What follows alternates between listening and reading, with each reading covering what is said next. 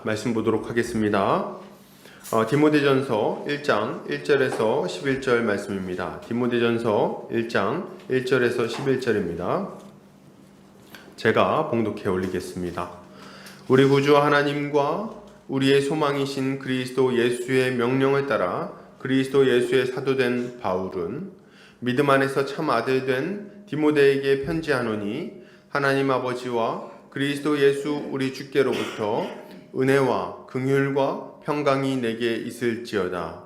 내가 마게도냐로 갈 때에 너를 권하여 에베소에 머물라 한 것은 어떤 사람들을 명하여 다른 교훈을 가르치지 말며 신화와 끝없는 족보에 몰두하지 말게 하려 함이라.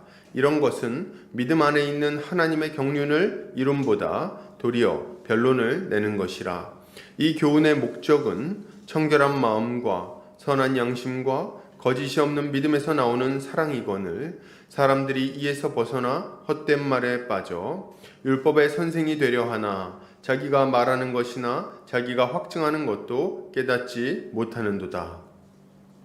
그러나 율법은 사람이 그것을 적법하게만 쓰면 선한 것임을 우리는 아노라.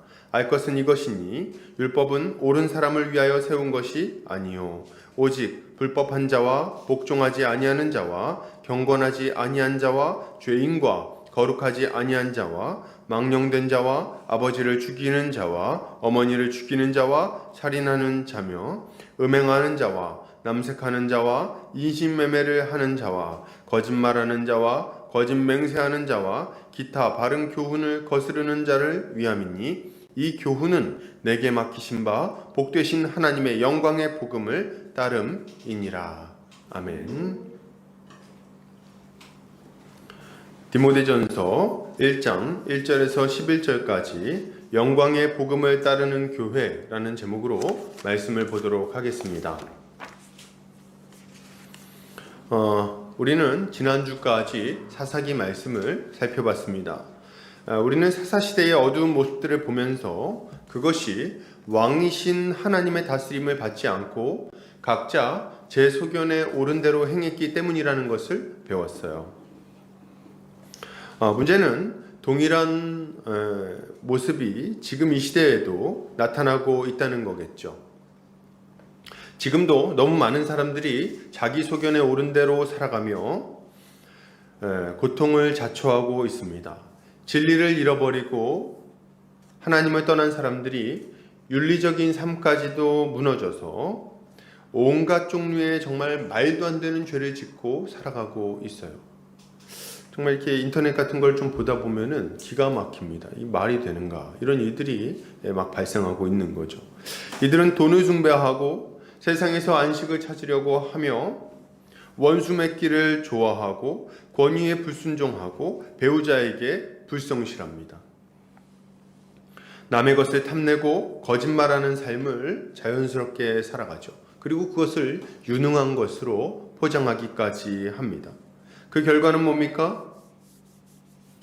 죄로 인해 하나님이 계획하신 복된 삶을 잃어버리고 비참하고 고통스러우며 공허한 삶을 살아가게 되는 거예요.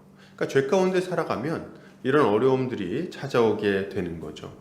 이에 대해 사도 바울은 그들을 따르지 않아야 한다고 말하면서 이렇게 교훈하고 있습니다. 에베소서 4장 17절에서 20절입니다. 같이 한번 읽겠습니다. 시작.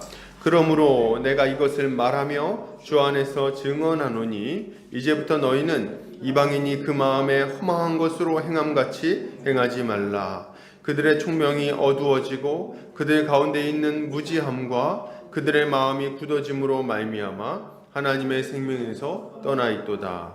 그들이 감각 없는 자가 되어 자신을 방탕에 방임하여 모든 더러운 것을 욕심으로 행하되 오직 너희는 그리스도를 그같이 배우지 아니하였느니라. 아멘. 사도 바울은 우리가 그리스도를 그와 같이 배우지 않았다고 말하면서 이방인을 따라서 살아가지 말라고 아주 분명하게 경고하고 있습니다. 왜 그렇습니까? 그들의 삶에는 어떠한 기쁨과 만족, 즐거움이 없기 때문에 그렇습니다. 그들의 삶에는 안식이 없는 거야, 안식이. 그러면 이런 시대에 이런 시대에, 이 어두운 시대, 그러한 삶을 조장하고 그러한 삶을 사는 것이 지혜로운 것이며 진정으로 가치 있는 삶이라고 가르치는 이 시대에 우리는 어떤 삶을 살아야 될까요? 하나님의 백성들은 이 시대를 거슬러서 어떤 모습을 가져야 하겠습니까?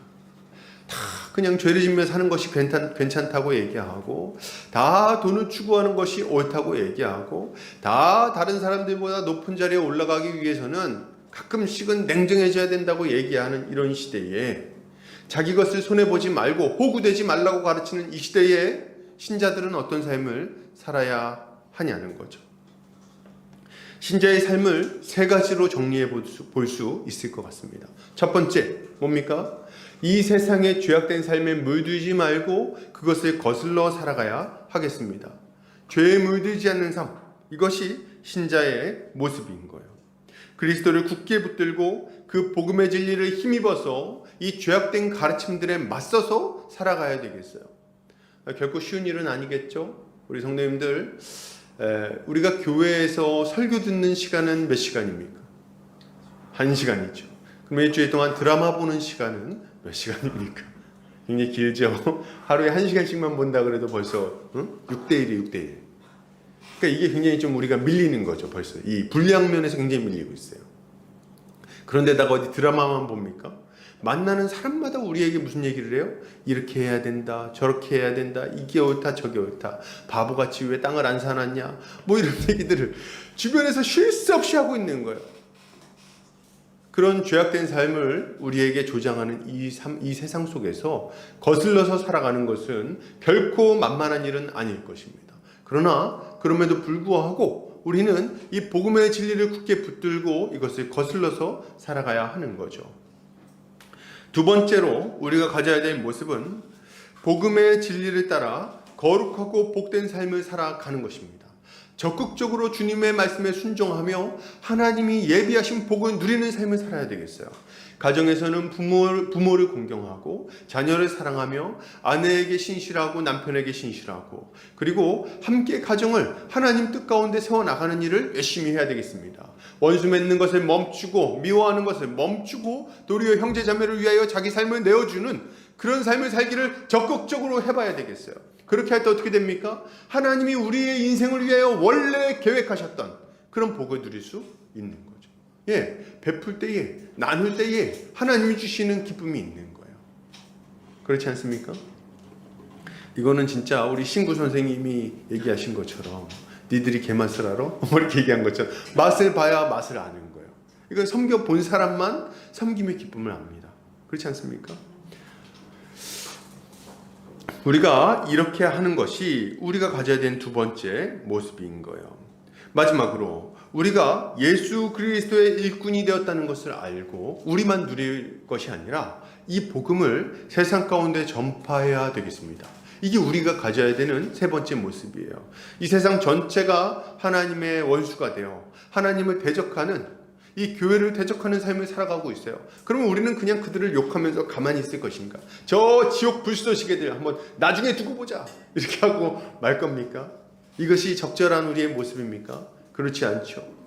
우리가 가져야 할 모습은 어찌하든지 간에 한 영혼이라도 주님께로 인도하기 위하여 애쓰는 삶을 살아야 하는 거예요. 여러분, 참 재밌는 것은 이런 겁니다. 우리가 복음을 전한다고 할 때 우리는 이렇게 생각할 수 있어요. 자, 저 영혼들을 어떻게든 내가 한번 도움을 줘서 살려봐야겠다. 맞아요. 그런 영역이 있습니다. 근데 막상 전도를 하면요, 정반대의 효과가 또 나타나기도 해요. 뭡니까? 전도하는 내 영혼이 살아나는 거예요. 복음을 전하면서 복음을 더 견고하게 믿게 되고 하나님을 더 간절히 바라보게 되고 하나님이 주시는 은혜를 더 깊이 경험하게 된다는 거예요. 그래서 전도하지만 사실은 내 영혼을 살리는 그런 놀라운 일들이 발생하게 되는 거죠. 여러분, 이것이야말로 이 악한 시대를 살아가는 신자가 마땅히 가져야 할 모습이라고 할 수 있는 것입니다. 우리는 오늘 이 디모데전서를 통해서 마치 사사기와 같은 이 세대를 어떻게 살아가야 할 것인지, 하나님의 일꾼으로서 어떤 모습을 가져야 할 것인지, 무엇을 주의하고 무엇을 추구하며 어디에 우리의 인생을 던질 것인지 함께 살펴보도록 하겠습니다. 자, 우리 오늘 3절 말씀, 4절 말씀 먼저 보도록 하겠습니다. 자, 오늘 보니까 사도 바울이 이렇게 얘기를 합니다. 내가 마게도냐로 갈 때에 너를 권하여 에베소에 머물라 한 것은 어떤 사람들을 명하여 다른 교훈을 가르치지 말며 신화와 끝없는 족보에 몰두하지 말게 하려 함이라. 이런 것은 믿음 안에 있는 하나님의 경륜을 이룸보다 도리어 변론을 내는 것이라. 이렇게 얘기를 하고 있어요. 그러니까 사도 바울이 이제 마게도냐 지방으로 복음을 전하기 위해서 이제 가고 있었던 것 같습니다. 근데 그런 상황에서 에베소 지역에 일꾼을 좀 남겨놔야 되겠다는 생각을 했던 것 같아요. 왜 그러냐면 이 에베소 지역에 좀 이상한 얘기를 하면서 자꾸 이 믿음을 흐리는 자들이 있었습니다. 그렇기 때문에 이 거짓 교사들을 대적하고 그들의 입을 막고 성도들이 바른 교훈 안에 서도록 하기 위해서 이 디모데를 딱 남겨놓은 거예요. 그러면서 이 디모데에게 뭐라고 명령하냐면 어떤 사람들, 나쁜 사람들이죠. 이 어떤 나쁜 사람들은 교훈해서 그들에게 명령해서 엄하게 명령해서 다른 교훈을 가르치지 말게 해라. 딱 이렇게 합니다. 다른 교훈을 가르치지 말게 해라. 근데 그 다른 교훈이 무엇인가? 봤더니 뭡니까? 신화와 끝없는 족보에 몰두하지 말게 하려 함이라. 이렇게 얘기를 하고 있어요. 그러니까 에베소 교회에 머무르고 있던 거짓 교사들은 뭘 가르쳤는가? 신화와 끝없는 족보, 거기서 나오는 어떤 교훈들을 지금 가르치고 있었던 겁니다. 그런데 사도 바울은 그런 것들을 하지 말라고 아주 엄하게 명령하고 있는 거예요. 자, 그러면 이 신화와 끝없는 족보는 도대체 뭘까요? 신화와 끝없는 족보. 이 사람들이 무슨 그리스 로마 신화를 배운 것도 아닐 텐데 왜 이런 거를 얘기할까? 무슨 신화? 무슨 족보? 그죠? 성경에 족보 많이 나오는데 뭘 얘기하려고 하는 건가? 이런 의문이 있죠. 근데 이제 여기 나오는 신화와 끝없는 족보는 이제 창세기에 나오는 이제 유대인들이 가졌던 어떤 독특한 가르침들을 얘기하고 있습니다. 창세기에 나오는 족보에다가 이들이 이제 그 바벨론 포로 시기에 율법 준수 운동이 막 일어나면서 율법을 바르게 지키고 그리고 자신들의 삶을 하나님 뜻에 맞추어서 좀 바꿔나가려는 큰 운동이 일어났어요. 그래서 이제 율법 준수 운동이 일어났는데 그때 이들이 어떻게 율법을 잘 지킬 것인가? 어떻게 해야지 우리가 하나님 마음을 기쁘게 해드릴 수 있는가? 우리의 일상에서는 어떻게 살아야 되는가? 이런 것들에 대해서 다양한 교훈들을 만들었어요. 근데 어떤 식으로 만들었는가 봤더니 이제 창세기에 나오는 족보에다가 여러 가지 신화를 덧붙였어요. 우리나라 옛날 이야기처럼 그렇게 해가지고 뭔가 어떤 교훈 있는 이야기들을 만들었습니다. 이거를 뭐라고 부르냐면 미드라쉬라고 부르는데 미드라쉬. 이 미드라쉬는 이 족보 디알로기아라고 하는데 이 족보에다가 창세기에 나오는 여러 족보에다가 여러 신화적인 요소들을 붙여서 교훈을 만들어낸 것이라고 할 수 있습니다. 그래서 이제 이런 교훈들을 막 가르치고 있었던 거예요. 근데 그 안에는 이 미드라쉬 안에는 두 종류의 그 가르침이 있었습니다. 미드라쉬 할라카가 있었고요. 미드라쉬 학가다라는 게 있었어요. 그러니까 이 교훈도 두 가지 종류로 좀 나눠졌던 거예요. 그래서 여기서 이제 할라카는 어떤 거냐면 율법하고 좀 관련이 있는 겁니다. 예를 들어서 십계명에 보면은 안식일을 거룩하게 지켜라 딱 있잖아요. 근데 안식일을 거룩하게 지킨다고 할 때 안식일을 지켜? 그러면 일을 하지 않는 거지. 그럼 어느 정도로 일 안 하는 게 일 안 하는 거야? 이런 의문이 있는 거예요. 지키고 싶으니까. 그래서 이 사람들이 막 고민했습니다. 뭐가 일이 아닐까? 500m 이상은 걷지 마. 이런 식으로 이 울타리를 딱 만들어 놓은 거예요. 그래서 버스 타지 마. 짜장면 사 먹지 마. 그리고 또 뭐가 있습니까? 엘리베이터 탈 때 이 버튼 누르지 마. 예를 들면 이것도 일이야. 그러니까 아무것도 하지 마. 꼼짝 말고 집에 있어. 물만 마셔. 음식을 뭐 이렇게 사 먹으면 안 되고 집에서 꼭 해 먹어야 되고 그 전날 준비를 해놔야 되고 이런 식으로 촘촘하게 이걸 만들어놨어요. 율법 지키는 거. 부모를 공경한다 그러면 어디까지 부모를 공경하는 것인가? 그래서 부모님이 뭐 할 때 어떤 걸 도와드려야 되고 이런 것들을 이 부모를 공경하는 계명이 하나 있으면 밑에다가 수백 가지의 교훈들을 갖다 붙여놨어요. 이걸 지키기 위해서. 그래서 이 사람들 무슨 생각했냐면 이 울타리 안에만 있으면 우리가 하나님 계명을 어길 일은 없어. 이렇게 생각을 한 겁니다. 이게 뭡니까? 이게 할라카. 이게 할라카, 미드라시 할라카예요. 근데 여기 이거 말고 학가다라는 게 또 있어요. 학가다. 이름도 학가죠. 근데 이 학가다, 미드라시 학가다라는 게 있는데 이게 진짜 문제가 많았어요. 이거 뭐냐면 비율법적 전승들에 관련이 있는 겁니다. 그래서 이거는 여러 가지 비유라든지 속담, 격언 이런 것들을 다 만들어냈어요. 그래서 온갖 종류의 잡설이 들어가 있었는데 예를 들면 이런 겁니다. 우리는 이제 모세가 태어나가지고 이제 갓난아기 때 이렇게 바구니에 담아가지고 이제 그 물에 떠내려 보냈다 뭐 이런 내용을 알지 않습니까? 근데 여기는 보면은 모세 일대기가 막 나와요. 그러면서 모세가 태어난 지 3일 만에 일어나서 걸었다 뭐 이런 얘기가 막 나옵니다. 그러니까 별 말도 안 되는 신화를 거기다 막 갖다 붙여 넣는 거예요. 그러면서 교훈을 막 해놓은 겁니다.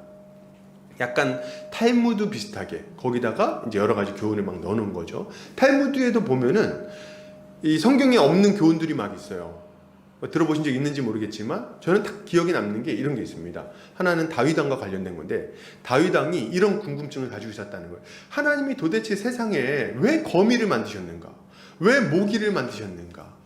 이거 정말 이해가 안 된다. 뭐 이렇게 생각을 했다는 거예요. 그런데 어느 날 이제 이 다윗왕이 큰 위기를 만났을 때 사울왕의 군사가 막 쫓아가지고 잡으려고 그럴 때 이제 동굴에 숨었는데 군사가 막 가까이 오는 거예요. 근데 마침 거미가 그 동굴 앞에다 거미줄을 막 친 거예요.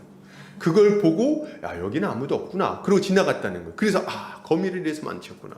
두 번째는 뭐냐면 이제 모기. 이제 사울왕의 그 물병을 뺏으러 갔는데 이게 자꾸 여기에 붙어 있으니까 못 뺐잖아요. 근데 그때 모기가 윙윙거리니까 사울이 몸을 돌렸다는 거예요. 그래가지고 그때 이제 물병을 딱 뺏어내갖고 이제 작전 성공.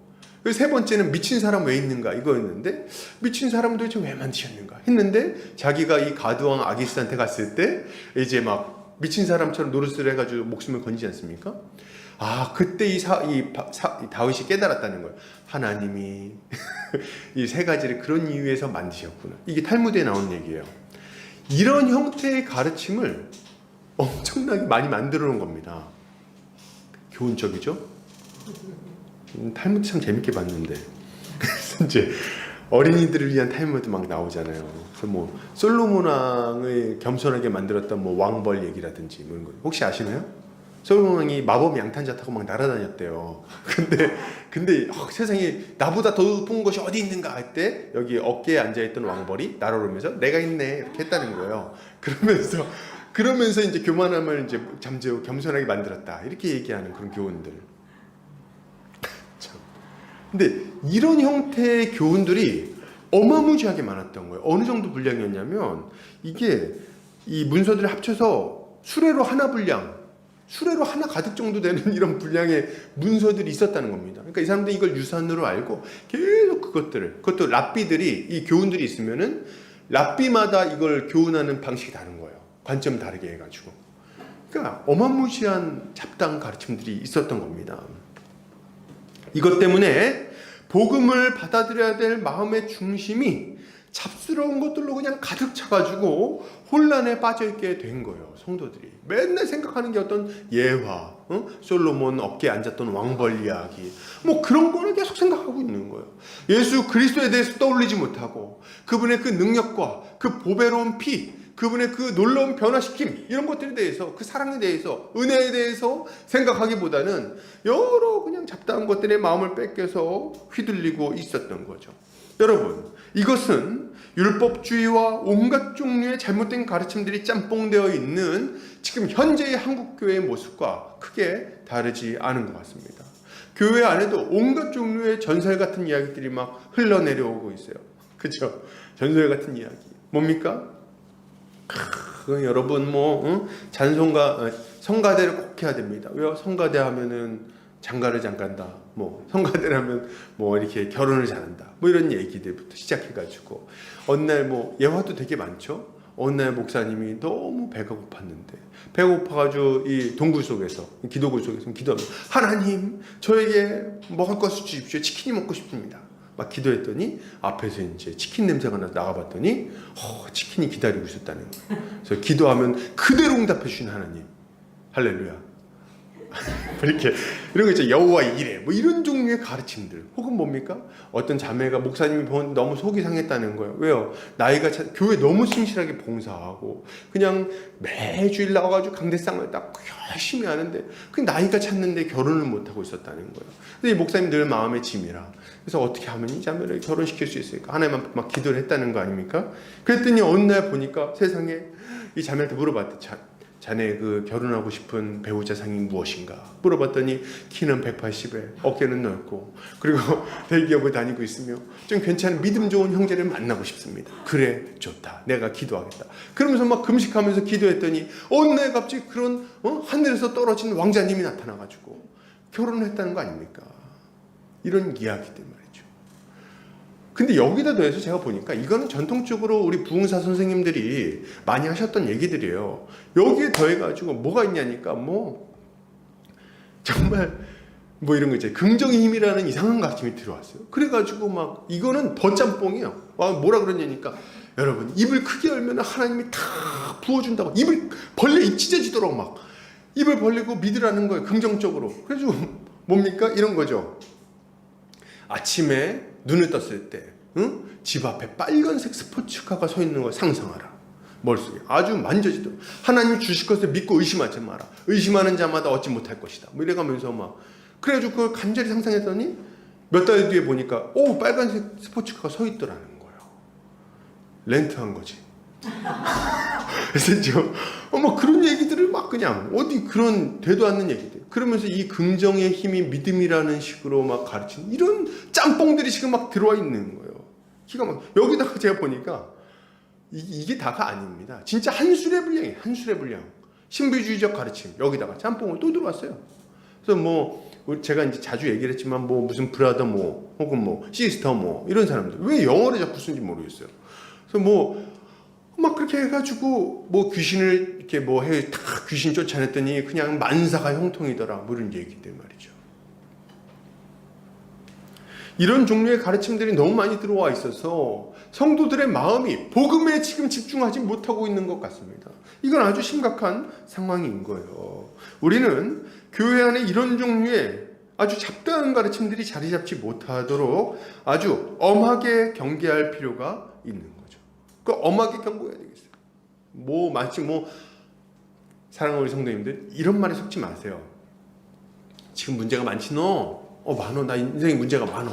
그치? 어렵지? 어려워. 그거 내가 이거 해봤는데 이거 한 방 딱 하면 문제 해결돼. 바보야. 나 한번 따라와. 이거 한번 딱 하면. 어떤 기도원의 어떤 선지자 한번 딱 만나면, 기도 한번 받으면, 영안이 뜨이면, 뭐만 하면 해결돼. 믿지 마세요. 세상에 그렇게 단순한 문제가 어디 있습니까? 그럼 성경이 그렇게 두껍게 써있을 이유가 뭐가 있어요? 신약 성경에 그렇게 다양한 가르침들이 있을 이유가 어디 있습니까? 인내해야 될 이유가 어디 있어요? 오래 참으라고 교훈한 이유가 어디 있어요? 그런 잡다한 가르침에 마음을 뺏기지 마세요. 신비주의적 가르침. 그건 다 거짓말이에요. 한 방에 딱 해결된다고요? 사도들의 문제도 그렇게 해결 안 됐지 않습니까? 그런 마법 같은 힘이 어디 있어요? 없어요. 우리 주님은 심은 대로 거두게 하십니다. 복음 안에서 자라나게 하십니다. 하나씩 변화되게 하세요. 그리하여 선한 방향으로 걸어가게 하십니다. 어느 날 갑자기 뿅 그런 거 없어요.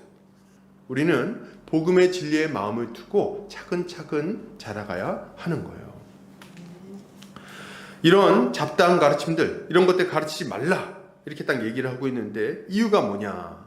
여러분 딱 얘기하잖아요. 이런 잡다한 가르침들은, 이런 신화와 족보 이런 것들은 믿음 안에 있는 하나님의 경륜을 이룸보다 도리어 변론을 낼 뿐이다. 이렇게 얘기를 하고 있는 거예요.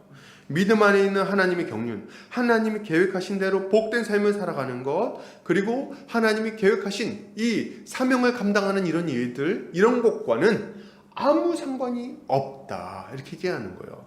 그런 것을 이루는 능력이 없다. 얘기를 하는 거죠.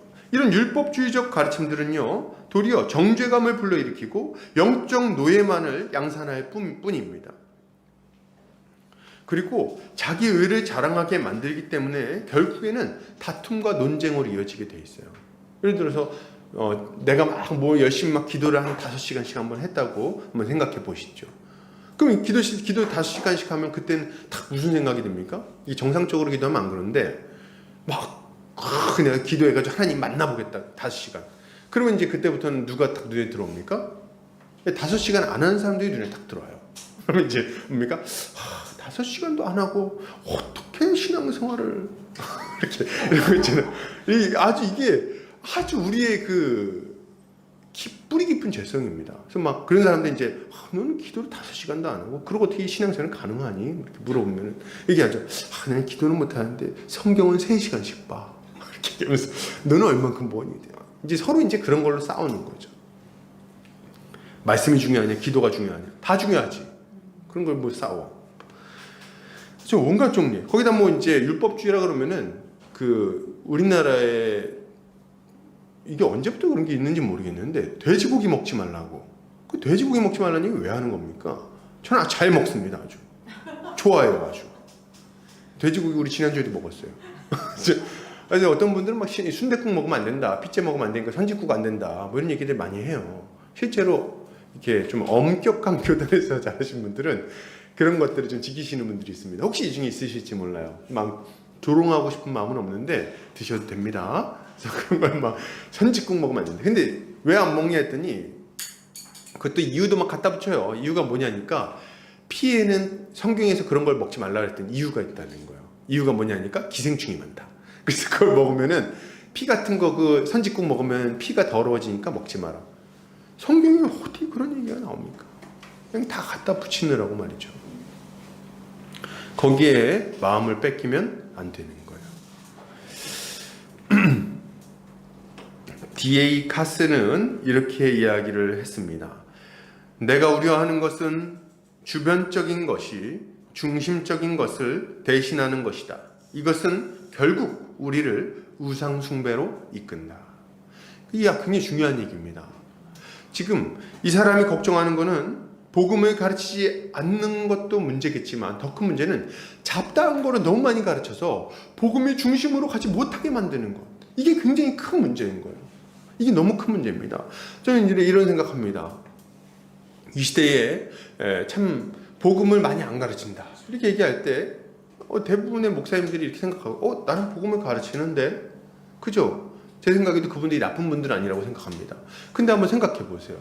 1년에 52주인데 52주 중에 한 45주는 율법주의적 가르침을 가르치고 한 7주, 6주 정도를 복음적 가르침을 얘기한다면 뭐 성탄절, 부활절 뭐 있잖아요. 이렇게 몇 번 이렇게 한다면 추수감사절에서 그리고 나머지 한 40 몇 주를 비복음적 가르침을 가르친다면 성도들 마음이 어디에다 뺏기겠습니까? 너무 뻔한 거예요. 너무 뻔하게 율법주의적 가르침으로 흘러가게 되어 있는 겁니다. 그래서 이런 것들이 문제라는 거죠. 이런 가르침들, 이런 형태의 지금 구조적인 문제들은 결국 복음의 원리들을 왜곡시켜서 잘못된 방향으로 나아가게 만들어 버리는 거예요. 그러므로 우리가 가져야 될 모습은 무엇인가? 결국 복음에 집중해서 복음을 붙들고 복음의 원리의 근거에서 살아가도록 만드는데 온 힘을 다해야 하는 거예요. 우리 사랑하는 성도님들, 우리가 복음을 열심히 붙들어야 되겠습니다. 복음을 열심히 붙든다는 건 뭘까요? 예수 그리스도의 그 십자가에 대해서 날마다 묵상하는 겁니다. 아침 묵상 보면은 아침 묵상 제가 이제 전하고 있는데 가끔 보면은 이렇게 굉장히 어떤 이래라 저래라 가르침이 있을 수 있어요. 그렇죠? 뭐 이렇게 복음 예수님 얘기 잘 안 나오고 뭐 그런 날도 있습니다. 그럴 때 어떻게 해야 됩니까? 이 목사님이 비복음적이구나. 이렇게 하시면 안 되고요. 그때 이제 왜 이렇게 얘기하는 근거는 무엇인가? 다시 생각하면서 복음의 가르침을 다시 생각하는 거죠. 예수 그리스도가 십자가에 죽으셨고 나를 그 십자가 공로로 새 사람 만들어 주셨구나. 그래서 내가 이제 주님 뜻대로 살 수 있게 되었구나. 그래서 이제 내가 꿀보다 꿀 먹을 때 너무 과도하게 집착하지 않고 절제하며 살 수 있게 되었구나. 이런 것들 있잖아요. 우리가 이렇게 복음적 원리의 근거에서 항상 말씀을 봐야 하는 거죠. 여기에 우리의 마음을 쏟아야 하는 거예요. 특히나 요새 이제 우리가 성경 연구 시작했는데 성경 연구할 때도 예수님에 대해서 더 깊이 묵상하고 도대체 이 본문에서 우리 주님은 어떻게 드러나는가? 예수 그리스도는 이 본문을 통해서 어떻게 영광 받으시는가? 이런 것들 있잖아요. 예수님 중심적으로 그리스도께서 우리를 위하여 행하신 일은 무엇인가 생각하면서 보는 거죠. 이렇게 할 때 우리의 마음이 점점 더 그리스도를 향할 수 있는 거예요. 이렇게 하는 성도님들 되시기를 주의 이름으로 축복합니다.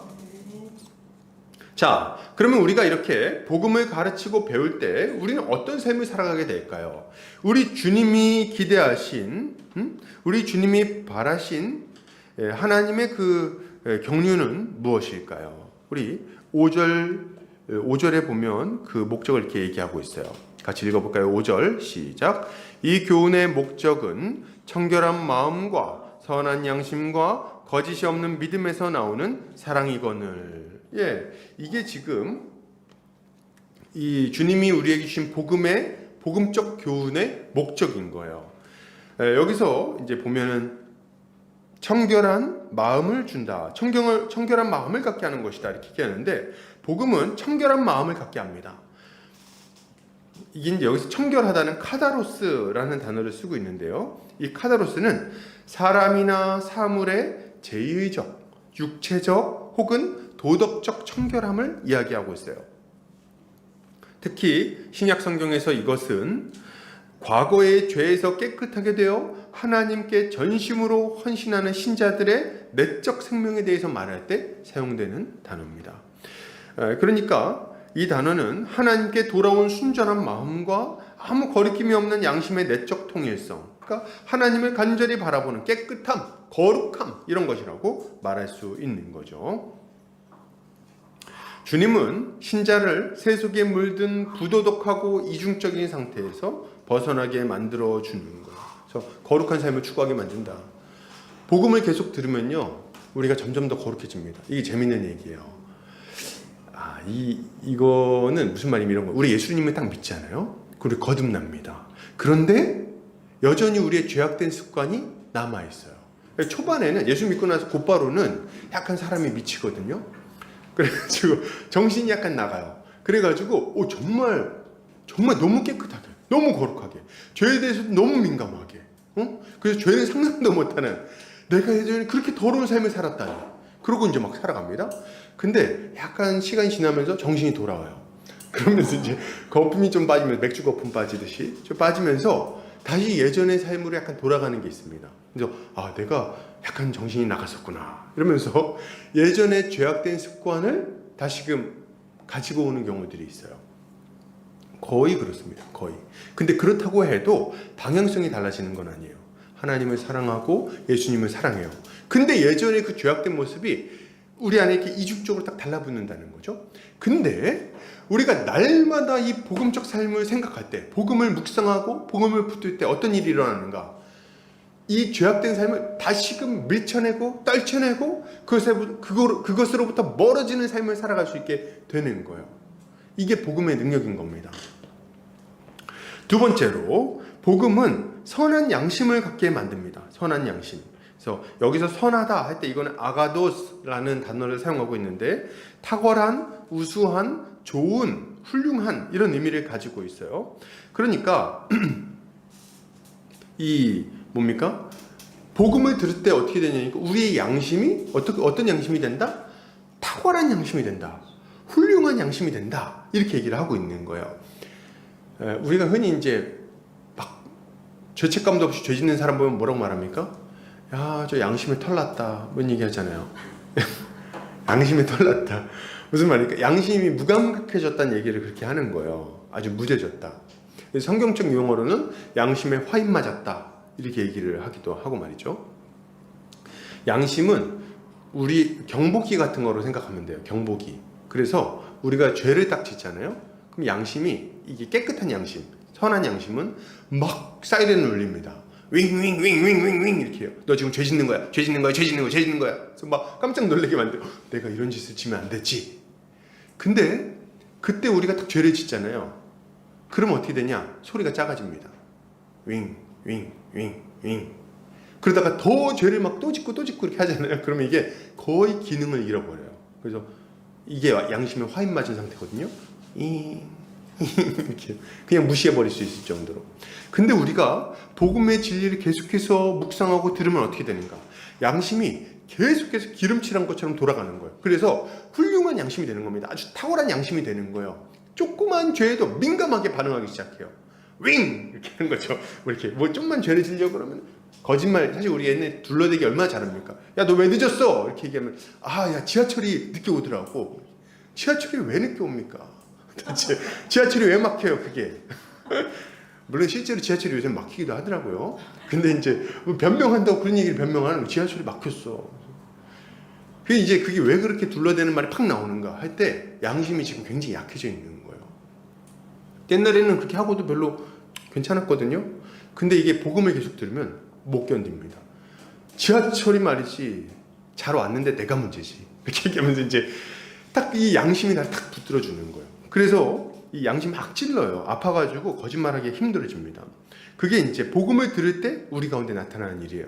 세 번째는 거짓이 없는 믿음을 갖게 한다 이렇게 얘기하는데, 여기서 거짓이 없다는 아니포크리토스라는 단어를 쓰고 있어요. 이건 진정한, 순박한, 꾸밈이 없는 이런 의미인데, 재밌는 거는 용례가 뭐냐니까 배우로서 경험이 적은 이런 의미가 있어요.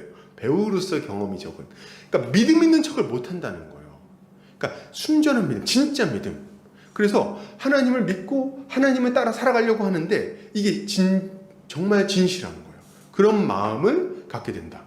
정말 순전한 마음으로 진짜로 하나님을 믿고, 믿는 척하는 게 아니라 진짜로 믿고 그분께 인생을 던지고, 물론 그 강도는 좀 다를 수 있지만 그렇게 살려고 애쓰고 하나님 딱 믿는 거예요. 붙들고 하나님 제가 믿어볼게요. 딱 믿는 거 있잖아요. 그런 상태가 된다. 어떻게 할 때요? 복음을 들을 때 잡다한 가르침을 치워버리고 복음에 창념할 때, 그때 우리 가운데 이런 역사가 일어나게 되는 거예요. 그래서 우리의 일상 가운데는 어떤 모습이 나타나는가? 그때 어떤 모습이 나타납니까? 5절 마지막 부분에 보면 믿음에서 나오는 사랑이거늘 이렇게 얘기를 하고 있어요. 그러니까 결론적으로 우리가 갖게 되는 모습은 뭐냐? 사랑하는 모습이에요. 사랑하는 모습. 사랑하며 살아가도록 만든다는 거예요. 그래서 복음은 반드시 사랑의 열매를 맺게 만듭니다. 근데 이 사랑은 뭡니까? 하나님 사랑과 이웃 사랑이죠. 이게 두 가지가 다 나타나요. 그래서 복음을 계속 들으면은 이건 어쩔 수 없어요. 장사가 없어. 매일 장사 없듯이 복음에 장사 없어요. 복음을 계속 들으면 하나님이 사랑스럽습니다. 그거 어쩔 수 없어요. 왜냐면 복음 안에는 뭐가 들어있습니까? 죄에 대한 하나님의 분노와 진노와 그에 합당한 심판, 공의로운 심판, 이게 그 안에 들어있어요. 그러니까 복음을 들으면 뭐가 자꾸 생각나요? 야, 옛날에 진짜 내가 어떻게 그런 이상한 삶을 살았지? 큰일 날 뻔했구나. 와, 좀 있으면 주님 오실 것 같은데 그때 진짜 어쩔 뻔했어. 내가 언제 하나님 앞에 갈지 모르는데 와, 그때 진짜 그런 생각이 들면서 동시에 무슨 생각이 듭니까? 와, 예수님은 도대체 얼마나 좋은 분인가, 얼마나 좋은 분인가. 예수님의 그 십자가는 이 말이 되는가. 이거를 날마다 생각하면서 깨닫고 깨우치고 그리고 마음이 감동이 되는 거예요. 그래서 제가 오늘 아침에 그 말씀을 이렇게 포로셔 목사님이란 분이 계세요. 그 포로셔 목사님이란 분이 호주에 가가지고, 미국 분인데 호주에 가서 이렇게 설교하시는 걸 아침에 좀 보고 이렇게 왔는데, 다 본 건 아니고 조금 봤는데, 거기 이제 그분이 도입부에서 이렇게 얘기하시더라고요. 저는 제가 이제 즐겨 읽는 말씀이 이제 스펄전 목사님, 설교 대왕이라고 부르셨던 스펄전 목사님 설교를 많이 읽으신다는 거예요. 근데 그분이 만약 저처럼 지금 이 호주에 와서 설교를 할 일이 생겼다면 아마 이렇게 얘기하셨을 겁니다. 이렇게 얘기하면서 뭐라고 얘기하냐면, 예수 그리스도의 십자가에 대해서 설교하려고 하다니 저는 얼마나 어리석은 사람입니까? 저는 실패할 수밖에 없을 겁니다. 이렇게 얘기를 하는 거예요. 굉장히 역설적인 얘기죠. 십자가 얘기를 안 하겠다는 게 아니에요.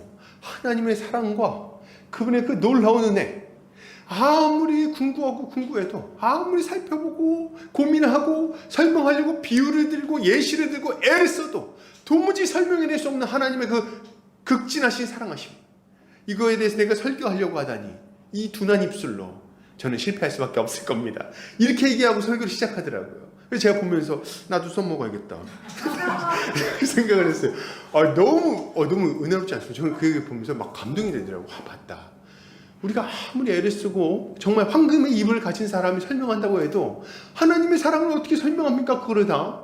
그 예수 그리스도의 그 죽으심, 독생자를 내어주시는 하나님의 사랑을 어떻게 다 설명할 수가 있어요? 그거를. 안 되는 거죠. 그러니 우리가 이 복음을 들으면 들을수록 무슨 생각이 듭니까? 이야, 하나님은 어떻게? 야, 예수님은 어떻게? 말도 안 돼. 그게 막 사랑스러워지는 거예요. 그래서 우리가 복음을 들으면 들을수록 하나님을 향한 사랑이 더욱더 고조되고 점점 더 커지게 되는 거예요. 또 하나, 하나님을 향한 사랑이 커지면 커질수록 우리가 뭘 사랑하게 됩니까? 이웃을 사랑하게 돼요. 이건 어쩔 수 없어요. 하나님 너무 사랑스러운데 이 사랑이 막 가득 흘러넘치기 시작하면은 사람이 좀 이상해지거든요. 그래서 실실 웃고 다닙니다. 웃어요. 그래서 막 웃고 다녀요. 웃고 다니면서 뭐가 보이냐면 어려운 사람들이 눈에 보입니다. 그 못 견뎌요. 내 형제 자매들, 예수 그리스도로 말미암아 거듭난 사람들, 예수님 안에서 한 몸 된 형제들이 막 눈에 들어옵니다. 그럼 어떻게 돼요? 그럼 막 어찌하든지 뭐 도울 거 없는가 막 보는 거예요. 누가 병원에 입원했다. 그러면은 제가 어떻게든 막 병을 위해서 기도하기도 하고, 만나가지고 어디 아픈지 물어보기도 하고, 때로는 정말 어려운 상황이면 좀 도와주기도 하고 말이죠. 또 누가 배를 곪고 있어. 제가 지금 3일째 굶고 있습니다. 그런 지 어떻게 합니까? 못 견디죠. 3일째 굶고 있어. 일로 와봐. 계속 이제 먹을 거 사주고 말이죠. 이게 못 견디는 거예요. 누가 이제 막 실연당해서 고통당하고 있으면 괜찮아. 나도 한 5번은 차인 것 같다. 얘기해주고. 그러면서 막 위로를 해주는 거예요. 그래서 형제 자매가 넘어져서 완전히 꼬꾸라지지 않도록, 어떤 형제가 낙심해가지고 있으면 이렇게 세워주고, 죄 가운데 거하고 있으면 그를 책망해서 다시금 돌이키게 만들기도 하고, 의를 향하는데 막 잘못해가지고 막 바등바등하고 있으면 자식이 막 이제 막 걸음마 시작하는 거 보는 것처럼 말이죠. 좋아가지고, 제가 드디어 저런 것도 하는구나. 말씀 들고, 그러면서 막 좋아가지고. 그게 이제 자연스럽게 나타나게 되는 거예요. 이게 어디서부터 비롯되는가? 복음이 우리 안에 강력하게 역사할 때 나타나는 일이에요. 안 믿는 사람들 보면요. 이게 재밌는 건데요. 안 믿는 사람들을 보면 불쌍합니다. 이 사람이 보면 불쌍한 사람이 아니야. 세상적으로 보면 돈이 많아. 막 한의사고 막. 그죠? 보면 뭐 강남에 빌딩이 5채가 있다는 거예요. 나는 뭐 월세 살고. 근데 불쌍해 보이는 거예요. 그게. 보면은. 아휴, 쟤는 어떡하냐. 강남에 그 빌딩이 10채 있는데 예수님도 모르네. 그죠? 저 돈 있으면 뭐해? 지금 저거 큰일 났다, 쟤는 지금. 어떻게 하면 좋은가? 그리고 막 그냥 건강하게 막 잘 살고 막 그냥 아주 세상에서 막 그냥, 그죠? 소주 5병 원샷 뭐 할 수 있는 그런 간 상태. 아주 건강 잘 살아. 근데 보면은 나는 막 골골대고 막 몸이 아프고 잠에 아침에 일어날 때 못 일어나 막 피곤해. 근데도 걔를 보면 불쌍한 거야. 쟤는 어떡하는가? 너 걱정이나 해. 근데 이제 쟤는 어떻게 예수님도 모르고 나는 죽으면 천국 가지만 쟤는 어떡하는가? 뭡니까? 우리 안에 이 복음이 세상은 도무지 이해할 수 없는 그 충만한 사랑을 우리 안에 넘쳐 흐르게 하는 거예요. 복음이 이런 능력을 가지고 있다. 이것이 우리 안에 나타나는 복음의 능력인 거예요. 그래서 복음을 아는 자들에게 이 사도 베드로가 이렇게 명령합니다. 베드로전서 4장 7절 8절 같이 한번 읽어볼까요? 자, 시작. 만물의 마지막이 가까이 왔으니 그러므로 너희는 정신을 차리고 근신하여 기도하라. 무엇보다도 뜨겁게 서로 사랑할지니 사랑은 허다한 죄를 덮느니라. 아멘. 사랑하라고 딱 얘기를 하는 거예요. 야, 너네 복음을 알아? 그러면은 뜨겁게 서로 사랑해라. 이렇게 얘기를 하는 거죠. 뜨겁게 서로 사랑해라. 근데 재밌는 거는 성경에서 사랑하라는 얘기하고 같이 많이 등장하는 게 있어요. 그게 뭡니까? 예, 용서랑 딱 붙여서 얘기하는 경우가 굉장히 많습니다. 왜 그러냐? 이유가 있어요. 우리가 서로 상처 주는 일이 굉장히 많습니다. 그래서 용서가 사랑의 아주 결정적인 모습인 거예요. 그래서 이 주기도문에도 보면 형제 자매들에 대해서 뭐라고 얘기합니까? 주기도문에서 기도할 때 어떻게 기도하래요? 우리가 우리에게 죄 지은 자를 사하여 준 것 같이 우리 죄를 사하여 주옵시고. 성도가 행해야 되는 일을 딱 설명할 때 거기에 딱 하나 들어가 있는데 거기 딱 그렇게 얘기를 하고 있는 거예요. 우리에게 죄 지은 자를 사하여 준 것 같이. 그러니까 형제를 용서하는 거, 자매를 용서하는 거, 이게 너무 중요해요. 사랑하는 우리 형제자매님들, 복음의 진리가 우리 안에 흘러넘쳐서 형제 자매들을 용서할 수 있게 되기를 바랍니다. 그래가지고 이게 이거 뭐라고 말해야 될까요? 서로 용서하는 게 사랑의 가장 절정의 표현이고요. 그렇게 할 때 사람들이 초월성을 느껴요. 여기는 다르네? 원수 맺지 않고 원망하지 않고 용서하네? 저게 돼? 용서가? 이런 생각을 하게 되는 거예요. 그래서 초월성을 좀 느낍니다. 약간 감이 없으시죠? 용서가 초월성까지 느끼는가? 우리 생각 드시나요? 우리 손양원 목사님 생각을 딱 한번 해보세요. 손양원 목사님 그 두 아들을 죽인 그 원수를 딱 용서하지 않습니까? 이 용서는 안 믿는 사람들이 봐도 이상한 거예요. 거기서 특별함을 느끼는 거예요. 그 초월적인 느낌을 딱 받는 거예요. 저거는 세상에서는 불가능하다. 뭔가가 있다. 저 사람 안에는 세상이 감당할 수 없는 무엇인가가 분명히 있다. 그걸 다 아는 거예요. 용서가 우리 하나님을 향한 우리의 사랑, 형제를 향한 우리의 사랑을 가장 초월적인 형태로 보여주는 거예요. 먹을 거 사주고 이런 거는요, 세상에서 잘 합니다. 근데 용서는 어려워요. 용서는. 왜냐면 세상에서는 잘 해주다가도 뒤통수 때리는 놈은 어떻게 합니까? 손절. 저 자식 저거, 응? 안 돼. 내가 그렇게 잘해줬는데 하는 거 봐라. 손절. 근데 교회는 달라요. 그렇게 잘해줬는데 뒤통수 때렸더니 용서. 뭐야? 저게 어떻게 가능해? 이게 교회의 초월성을 보여주는 거예요. 이것이 복음 안에 거할 때 우리 가운데 나타나는 하나님의 경륜인 거죠. 우리 교회가 이런 교회가 되기를 바랍니다. 아멘 소리가 조금 더 커기를 바라는데 한번 제가 한번 크게 같이 한번 해보죠. 믿습니다. 아멘. 자, 좋습니다. 넘어가겠습니다. 자, 우리 마지막. 근데 교회로 모이는데도 불구하고 이런 복을 누리지 못한다면 도대체 이유가 뭘까요? 그 이유는 이 율법의 이 용도를 잘못 이해하고 잘못 사용했기 때문이다. 이렇게 얘기를 할 수 있는 거죠. 자, 오늘 7절부터 11절에 보면 뭐라고 말합니까? 사람들이 이에서 벗어나 헛된 말에 빠져 율법의 선생이 되려 하나 자기가 말하는 것이나 자기가 확증하는 것도 깨닫지 못하는도다. 그러니까 뭘 잘못 알고 있구나. 그러나 율법은 사람이 그것을 적법하게만 쓰면 선한 것임을 우리는 아노라. 이렇게 얘기를 하고 있어요. 그러니까 율법은 나쁜 게 아닙니다. 율법은 적법하게 써야 돼요. 그때 율법은 유익한 것이 되는 겁니다. 근데 율법을 적법하게 쓴다는 게 뭐냐 했을 때, 자 보세요. 9절 10절은 율법이 왜 주어졌는가를 설명해 주고 있는 거예요. 율법이 누구를 위해서 주어졌다고 합니까? 딱 보니까 이거 9, 9절 나오니 한마디로 얘기하면 이 율법 어기는 사람들을 위해서 주어졌다고 얘기를 하는 거예요. 이상하죠? 여기서 우리가 딱 감을 잡아야 돼요. 율법은 지켜가지고 칭찬받으라고 준 게 아니구나. 그걸 딱 깨달아야 되는 거죠. 그러면 어떻게 사용해야 됩니까? 11절입니다. 11절 같이 읽겠습니다. 시작. 이 교훈은 내게 맡기신 바 복되신 하나님의 영광의 복음을 따름이니라. 아멘.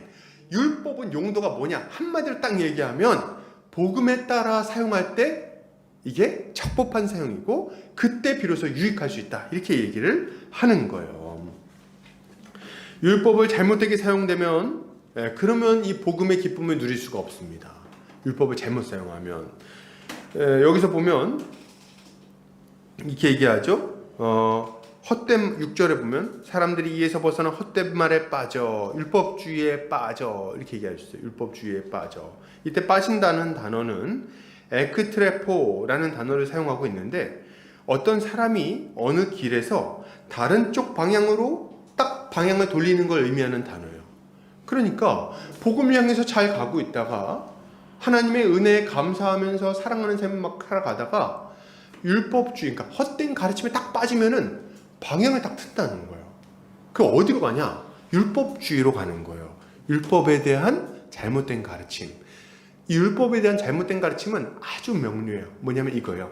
율법을 지켜서 칭찬받고 율법을 지켜서 복받는다. 여기로 간다는 거예요. 율법주의로 딱 가게 되면 이 공로주의거든요. 공로주의. 이 공로주의로 가게 되면 딱 두 가지 현상이 딱 나타나요. 첫 번째 뭐냐? 나 자신에 대해서는 교만함으로 딱 나타납니다. 교만함. 그래서 교만해져요. 하나님에 대해서 내가 좀 지킨다 싶으면 교만함. 그래가지고 막 안 하면 이미 자기를 자랑하고, 야, 너 그거 안 하니까 너 지금 어려운 거야. 나처럼 해봐. 뭐 이런 얘기도 있잖아요. 그래서 지금 막 교만이 마음이 높아져요. 하나님이 내가 지금 이렇게 잘 먹고 잘 사는 건 내가 하나님 앞에 열심히 해서 그런 거야. 이런 종류의 가르침이 얼마나 많습니까? 그래가지고 뭡니까? 자기가 이제 사업을 해가지고 돈을 많이 벌었어. 그럼 이분들 간증 제가 전에 들었던 게 생각이 나요. 그때 정말 너무 어려운 상황이었는데 내가 하나님 믿고 그때도 11조를 했잖아. 그랬더니 11조는 해야 됩니다. 그때도 11조를 했잖아. 그랬더니 하나님이 그 믿음을 보시고 만배로. 그래가지고 그때 그 비가 갑자기 멈춰가지고 화물선 가가지고 내가 지금 이 된 거 아니야. 너네도 한번 해봐. 다 뭡니까? 은근슬쩍 나의 공로, 나의 자랑, 나의 열심, 나의 믿음을 탁 드러내버리는 거예요. 반대로 또 하나의 케이스예요. 근데 이렇게 열심히 하면 자기 자랑으로 나타나는데 잘 못하면 어떻게 될까요?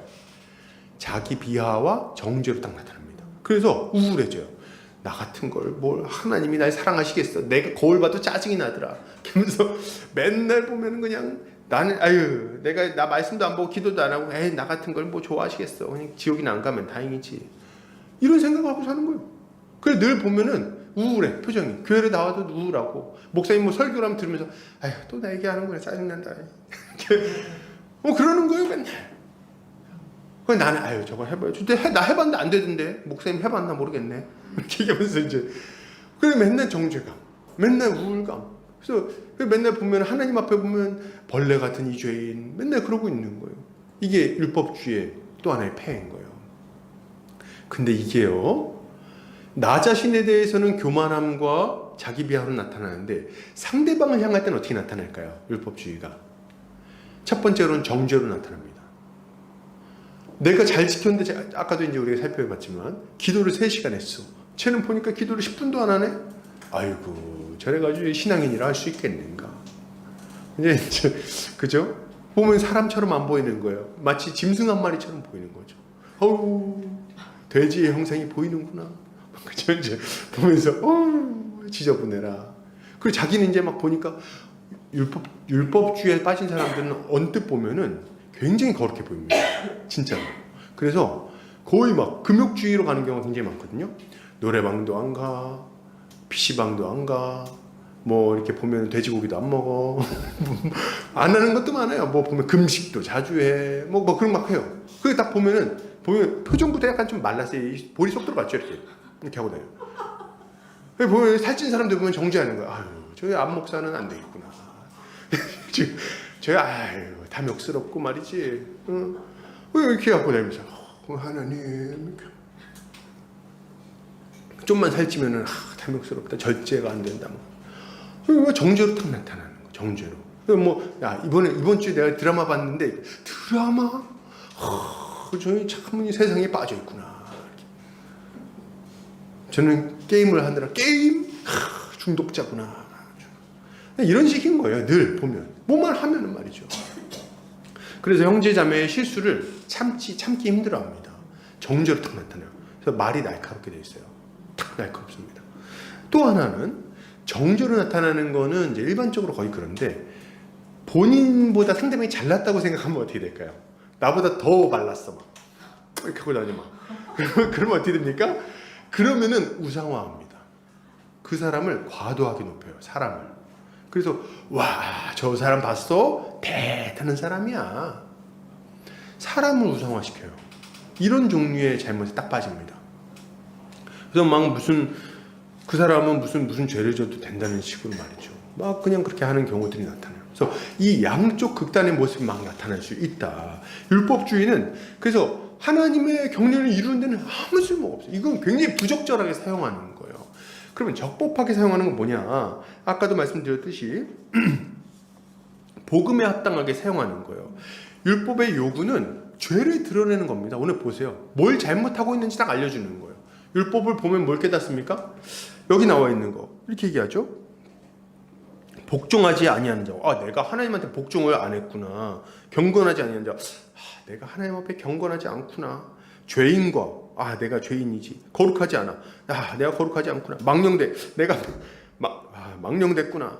아버지를 이건 아닌데. 아버지를 죽이지. 아버지 죽이고 어머니 이것까지는 아닌데. 이거 뭡니까? 미워하는 자마다 살인하는 자와 같다 그랬어요. 우리는요 부모를 미워합니다. 이 말이 됩니까? 나를 이 땅에 있게 한 부모님을 미워할 때가 있어요, 세상에. 근데 현실이죠. 부모님이 서운할 때가 있고 미울 때가 있어요. 이게 정말 말이 안 되는데 그게 우리의 현실인 거예요. 근데 뭐가 이걸 깨닫게 합니까? 세상은 이걸 깨닫게 못해요. 세상은 뭐라 그럽니까? 야, 다 그래, 다. 그러고 살지 뭐. 야, 나도 그렇다. 다 공감하고 끝나요. 율법만 이걸 딱 명백하게 딱 지적을 해줍니다. 그것은 명백하게 하나님의 법을 어긴 것이고 하나님 앞에 죄를 지은 것이다. 그것은 부모를 살인한 것과 똑같다 딱 정죄를 해줘버려요. 그러면서 뭘 깨닫는 겁니까? 내가 하나님 앞에 설 수 없는 자구나. 이걸 깨닫게 만드는 거죠. 창세기 17장 1절 뭐라고 말합니까? 아브라함이 99세 때에 여호와께서 아브라함에게 나타나서 그에게 이르시되 나는 전능한 하나님이라 너는 내 앞에서 행하여 완전하라. 하나님의 기준이 뭔지를 율법이 보여주는 거예요. 완전한 것. 아무 죄가 없는 것. 깨끗한 것. 근데 이제 아닌 걸 깨닫게 되는 거죠. 그래서 율법을 보면요. 율법은 모든 사람을 죄 아래 딱 가둬버립니다. 이걸 알려줘요. 로마서 3장 20절 같이 읽어볼까요? 자, 시작. 그러므로 율법의 행위로 그의 앞에 의롭다 하심을 얻을 육체가 없나니 율법으로는 죄를 깨달음이니라. 아멘. 율법으로는 죄를 깨닫는 거예요. 제가 전에 용산역 가서 전도를 할 때 말이죠. 한 형제가 이랬어요. 한 자매가 그냥 만나가지고 참 얘기하면서 우리가 근데 이렇게 다 죄인 아닙니까? 얘기했더니 저는 죄인이라고 생각하지 않는데요. 딱 얘기하더라고요. 제가 그때 크게 당황했어요. 왜냐면 그때 전도 초보자. 그래가지고 우리가 다 죄인 아닙니까? 얘기했을 때 아니라는 거예요, 자기는. 그래서 부모님 말씀 잘 들었습니까? 자기는 잘 들었다는 거예요. 부모님 말씀 잘 듣고 하루에 한 번씩 전화를 한다는 거예요. 세상에 나는 안 하는데. 그런 사람이 세상에 있구나. 그래서 그런 데다가 그럼 이제 거짓말 한 적 없습니까? 저는 잘 생각은 안 나지만 거짓말을 했어도 그게 지옥 갈 죄는 아니라고 생각합니다. 제가 설득이 돼버렸어요. 이거 어떻게 하면 좋은가? 그래서 그때부터 싸우는 거죠. 미워한 적 없습니까? 말싸움은 다 끝났어요. 그리고 그때 제 집에 돌아오면서 그때 내가 이렇게 얘기했어야 됐는데 이렇게 하면서 전도를 실패하고 와가지고. 근데 사람들은요 자기가 죄인이 아니라고 생각을 해요. 언제 죄인이라는 걸 깨닫는가? 율법 아래 딱 놓일 때 비로소 아는 거예요. 하나님의 정하신 그 거룩한 법 앞에 서야만 알아요. 그때 깨닫는 거예요. 왜 죄인인가? 법을 어겼기 때문에 죄인인 겁니다. 누구의 법? 하나님의 법. 그래서 율법을 딱 읽는 자마다 죄를 깨닫는 거죠. 혹시 우리 중에 이런 분이 계십니까? 율법을 읽을 때 이야 내가 이렇게 잘 지켰어? 할렐루야 이렇게 하신 분 있습니까? 그러면은 벌써 뭐가 좀 어긋나 있는 거예요. 크게 어긋나 있는 거예요. 우리 보면은 큰일 났다 이 생각이 들어야 되는 거예요. 그게 정상이에요. 그리고 딱 우리 자신에게 완전히 절망하게 만든 다음에 누구를 바라보게 만드는 겁니까? 나는 틀렸다. 나는 이렇게 살면 지옥이구나 할 때 예수님을 딱 바라보게 만드는 거예요. 이게 율법의 적법한 사용입니다. 갈라디아 3장 22절 같이 읽겠습니다. 시작. 그러나 성경이 모든 것을 죄 아래 가두었으니 이는 예수 그리스도를 믿음으로 말미암는 약속을 믿는 자들에게 주려 함이라. 아멘. 결국 우리를 죄 아래 가둔 이유는 딱 한 가지입니다. 예수님을 믿게 하려고. 예수님을 바라보게 하려고.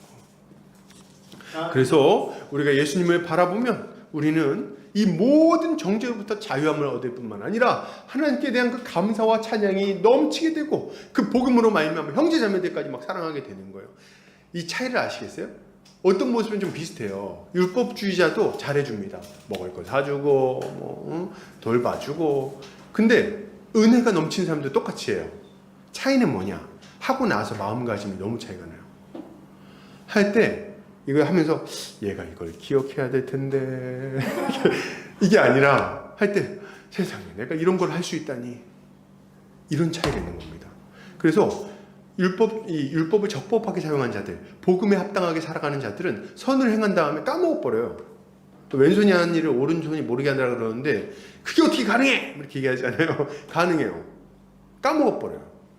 해놓고 나서 까먹어요. 왜냐면은 난 너무 감사해서 한 거라서 일일이 기억을 못하는 거예요. 내 공로라고 생각을 안 하니까. 근데 내 공로라고 생각하잖아요. 내가 잘한 일이고 이걸 통해서 뭔가 나중에 이제 내가 나한테 또 해야 돼 이 생각하면은 안 까먹습니다. 서운해요. 그래서 다들 우리가 뭐 예를 들면은 결혼식 때 누가 왔나 다 적어놓잖아요. 얼마씩 했는지. 그런 것처럼 우리의 마음속에는 장부가 다 있어요. 근데 복음적 삶은 이 장부를 다 치워버리고 행하게 하는 거죠. 예수 그리스도는 십자가의 죽으심으로 모든 율법을 다 성취하셨어요. 이게 복음입니다. 여기 보면은 이 교훈 내게 맡기신 바 복되신 하나님의 영광의 복음을 따름이니라. 영광의 복음이죠. 왜냐하면 예수 그리스도께서 우리의 모든 죄, 율법을 어긴 죄를 다 짊어지시고 십자가에서 우리 대신 저주의 죽음을 죽으셨습니다. 그로 말미암아 우리의 죄가 깨끗해졌으니 얼마나 영광스럽습니까? 이거는 제가 정말 죽을 때까지 전할 메시지입니다. 지루해하지 마세요. 식상하다고 생각하지 마세요. 저 더 잘 설명했으면 좋겠는데 안 되면 어쩔 수 없어요. 죽을 때까지 얘기할 내용이에요. 세상에 우리 모든 사람의 죄를 위하여 예수께서 대신 벌 받으셨습니다. 그래서 우리가 벌 안 받아도 되는 거예요. 그래서 지옥 안 가는 거예요. 이거보다 더 좋은 일이 어디 있어요? 이거보다 더 강조할 얘기가 어디 있습니까? 뭐 다른 거 좋아요. 복 받고 다 좋아요. 근데 이것보다 더 좋은 복이 어디 있습니까? 이것 때문에 우리가 영원한 멸망에서 벗어나게 된 거예요. 그분이 대신 그 끔찍한 죽음을 죽으심으로 말미암아. 그리고 그분의 그 죽으심뿐만 아니라 그분의 그 살아나심도 우리에게는 복음입니다. 그분이 다시 살아나셔서 자신이 이 일을 이루셨다는 것을 확증해 보여주셨고, 그뿐만 아니라 그분이 우리에게 성령을 부어주심으로 우리가 의로운 삶을 살 수 있게 만들어 주셨어요. 예레미야서 31장 31절부터 33절 한번 같이 읽어볼까요? 자, 시작. 여호와의 말씀이니라. 보라, 날이 이르리니 내가 이스라엘 집과 유다 집에 새 언약을 맺으리라. 이 언약은 내가 그들의 조상들의 손을 잡고 애굽 땅에서 인도하여 내던 날에 맺은 것과 같이 아니할 것은 내가 그들의 남편이 되었어도 그들이 내 언약을 깨뜨렸음이라. 여호와의 말씀이니라. 그러나 그날 후에 내가 이스라엘 집과 맺을 언약은 이러하니 곧 내가 나의 법을 그들의 속에 두며 그들의 마음에 기록하여 나는 그들의 하나님이 되고 그들은 내 백성이 될 것이라. 여호와의 말씀이니라. 아멘. 한 절만 더 읽을게요. 에스겔 36장 26절에서 28절입니다. 시작. 또 새 영을 너희 속에 두고 새 마음을 너희에게 주되 너희 육신에서 굳은 마음을 제거하고 부드러운 마음을 줄 것이며 또 내 영을 너희 속에 두어 너희로 내 율례를 행하게 하리니 너희가 내 규례를 지켜 행할지라. 내가 너희 조상들에게 준 땅에서 너희가 거주하면서 내 백성이 되고 나는 너희 하나님이 되리라. 아멘. 이게 복음이에요, 여러분. 자, 이게 무슨 말입니까? 우리가 죄를 지었어요. 이제 우리는 지옥에 갈 수밖에 없습니다. 공의로우신 하나님의 심판이 우리 머리 위에 놓여 있었어요. 언제 죽을지도 모르는데 두려움에 빠져 있었죠. 오늘 죽으면 지옥이고 내일 죽어도 지옥이고 10년 후에 죽어도 지옥이고 열심히 살아가지고 좀 어떻게 해보려고 그랬는데 안 돼. 맨날 죄나 짓고 사는 거예요. 그러면서 또 괴로워. 이 땅도 괴롭고 죽어도 괴롭고 내 인생은 망했구나. 근데 예수님이 우리를 위해서 죽으셨다는 거예요. 그래가지고 우리 모든 죄를 깨끗하게 씻어줬어요. 우와, 할렐루야. 나 그럼 당장 죽는 게 좋겠구나. 당장 죽는 게 좋겠구나. 당장 죽으면 천국 가니까. 더 죄 짓다가 큰일 나면 안 되는데 걱정하지 말라는 거예요. 세상에 성경에 보니까 뭐라고 말합니까? 괜찮다는 거예요. 도저히 저도 괜찮다는 거예요. 왜요? 과거, 현재, 미래의 모든 죄를 예수께서 영단번에 제사를 드려 한 번에 완전히 그 대가를 지불하셨으니 이제 우리는 정죄함이 없다는 겁니다. 우리의 공로로 우리가 어떻게 사는 것으로 구원받는 게 아니라 예수님의 그 십자가 보혈을 힘입어서 구원받는다는 거예요. 세상에 너무 감사한 건 예수님이 하늘에 계시네? 그러니까 그분 죄질 일도 없어. 야, 잘됐다. 이제 나는 천국이로구나. 너무 기쁜 거야. 근데 이게 끝이 아닌 거예요. 이러고 그냥 나 이제 죽을 날 기다리면서 잘 살아도 되는데 성령을 우리 안에 부어주십니다. 그래가지고 우리 안에 하나님을 닮은 자들로 살아갈 수 있는 능력을 부어주시는 거예요. 신의 성품을 우리 마음 가운데 부어주는 겁니다. 그래가지고 세상에 우리가 이렇게 살다 보면 어떤 생각합니까? 기독교인을 살다 보면 이런 느낌 받을 때가 있어요. 내가 이런다고? 내가? 와, 나 많이 컸네? 이런 생각이 막 듭니다. 율법을 지켜요. 옛날 같았으면 넌 임마, 넌 손절이야 임마. 근데 용서하고 싶은 거예요. 쟤도 사정이 있겠지. 아유, 쟤도 부족하지. 나는 더 했지. 그리고 문득 떠올립니다. 내가 어쩌다가 이런 생각을 하게 된 거야. 보니까 예수님의 그 십자가 보혈 아닙니까? 그분의 능력 아닙니까? 성령이 우리 안에서 이 역사하고 있다는 증거 아닙니까? 더 감사한 거예요. 그러고 나서 이제 하루하루 변화되는 나 자신을 보면 좀 신기하잖아요. 신기하고 막 살아가는데 더 놀라운 일이 일어납니다. 가정이 바뀌는 거예요. 옛날에는 만나면은 으르렁거리고 당신 같은 인간이랑 결혼한 내가 바보 머저리지 막 이러고 막 그러고 서로 원망하고 산 거예요. 근데 어느 날 보니까 조용해집니다. 밥 먹을 때 별 얘기를 안 해. 그냥 밥 먹고 있어. 그 좀 지나니까 어떻게 합니까? 내가 밥 먹은 걸 걱정해 주는 거예요. 당신 저녁 먹었어? 웬일이야? 그 얼마 후에는 아침에 딱 눈을 떴더니 아침밥이 차려져 있는 거예요. 세상에 된장찌개 끓이지도 모르는 사람이 너무 짜. 어휴. 자녀들은 점점 바뀝니다. 문 꽝 닫고 들어가서 문도 안 열고 그냥 얘기 한마디, 한 3년 동안 한마디 대화를 못했는데 어느 날 보니까 와가지고 얘기를 하는 거예요. 아빠 나 이런 문제가 생겼다. 엄마 나 이런 문제가 생겼다. 세상이 바뀌는 거예요. 직장에서도 다릅니다. 맨날 보면 미워 죽겠어. 저 인간만 없으면 회사 생활 할 만해. 근데 어느 날 바뀝니다. 쟤도 좀 예수를 믿어야 될 텐데. 그렇지, 내가 좀 참아야지. 난 예수 믿으니까. 난 죽으면 천국 가고 쟤는 지옥 가니까 내가 참아줘야겠다. 그렇죠? 막 점점 바뀝니다. 그러고서 어떻게 돼요? 직장 생활도 바뀌고 친구 관계도 바뀌고 어느 날 친구들이 막 얘기하기 시작해요. 야, 너 뭐 좋은 일 있어? 뭐 그렇게 웃고 다녀? 삶이 좋아지는 거예요. 가정에서 웃음소리가 넘쳐나고 직장에서 인정받게 되고 그리고 가정에서는 자녀들에게 존경받고 뭔가 바뀌는 거예요. 뭔가 바뀐다. 이게 다 예수 그리스도 안에서 율법을 적법하게 사용할 때 우리의 인생 가운데 일어나는 일들인 거예요. 할렐루야.